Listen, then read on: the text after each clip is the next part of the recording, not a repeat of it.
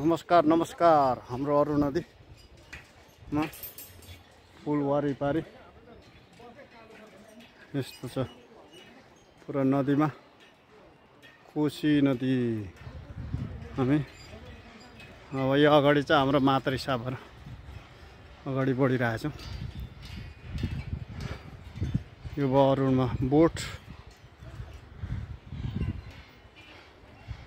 हाम्रो सतीघाट पुल। हामी यो कोशी पुल तर्नको लागि चाहिँ यो हामी आएको गाडी पारी लाइनमा छ। अब यो फेरीबाट चाहिँ शङ्खसभा र खान्तबारी जोड्ने फेरीबाट हामी वारिपारि गर्नुपर्ने हुन्छ। त्यही भएर हाम्रो गाडी चाहिँ पारी क्युमा बसेको कारणले हामी चाहिँ पुलबाट तरेर पारी गएका छौँ र हाम्रो गाडी चाहिँ यो फेरीबाट अगाडि बढिराखेको छ। यो चाहिँ पुल नभएको कारणले यो वैकल्पिक गाडी वारिपारि गर्नको लागि युज गरिन्छ र हामी यो गाडी चाहिँ अब कोशी माथि अरुण नदीमाथि सवार छ। पारी शङ्खसभा, यो पारी देखिरहेको ठाउँ चाहिँ शङ्खसभा र यो वारिपट्टि चाहिँ भोजपुर। यो भोजपुर र शङ्खसभाको बिचमा बग्ने अरुण नदी। यो वैकल्पिक मार्गको लागि वारिपारि गर्नको लागि यो हामी चाहिँ यो फेरीमा अहिलेसम्म आवश्यकता परिपूर्ति गरिराखेका छौँ।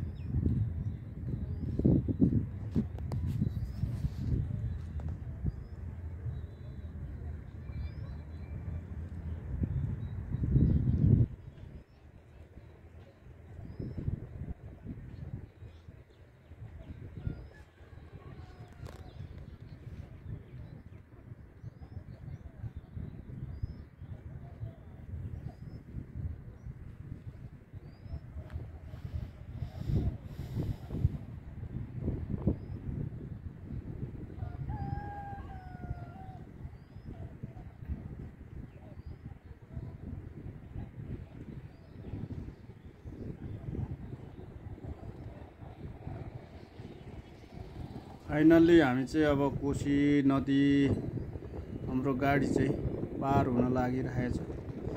यो कोशी नदीको अरुण नदीको पारी शङ्खसभाबाट अहिले भोजपुर जोडिनको लागि केही समय मात्रै लाग्ने भएको छ। यो हाम्रो भोजपुर र शङ्खसभा पारी देखिएको शङ्खसभा हामी चाहिँ अब फाइनल्ली भोजपुर जोडिन लागेका छौँ। केही समय पश्चात हाम्रो यो फेरी चाहिँ शङ्खसभाबाट भोजपुर जोडिन लागेको छ।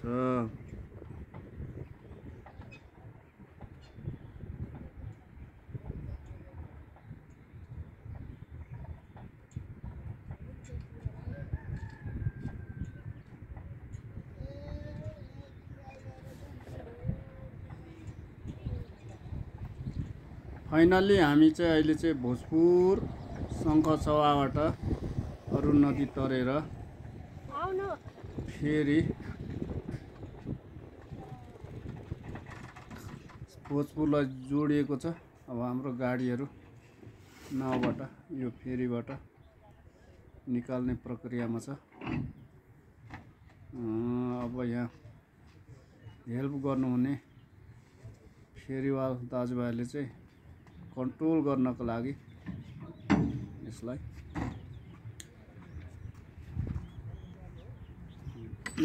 बाँधिराख्नु भएको छ, बसिराख्नु भएको छ।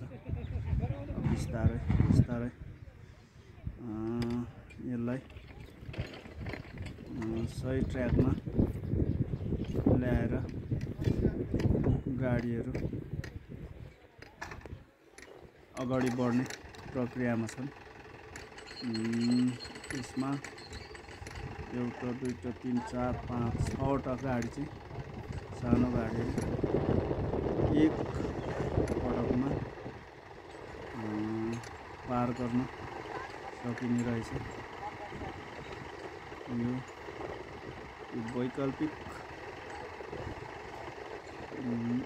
फेरीले पनि शङ्ख सवार भोजपुरको दूरीलाई चाहिँ नजिक बनाएको छ।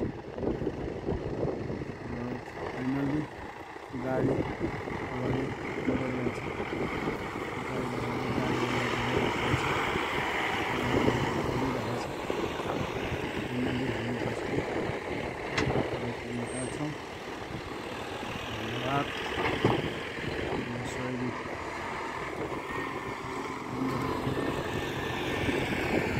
फेरि सञ्चालकहरूलाई धन्यवाद दिन चाहन्छु। धन्यवाद सम्पूर्ण तपाईँहरूलाई। हामी फाइनल्ली अहिले भोजपुर पार गरिसक्यौँ। अब फेरि चाहिँ फेरि पनि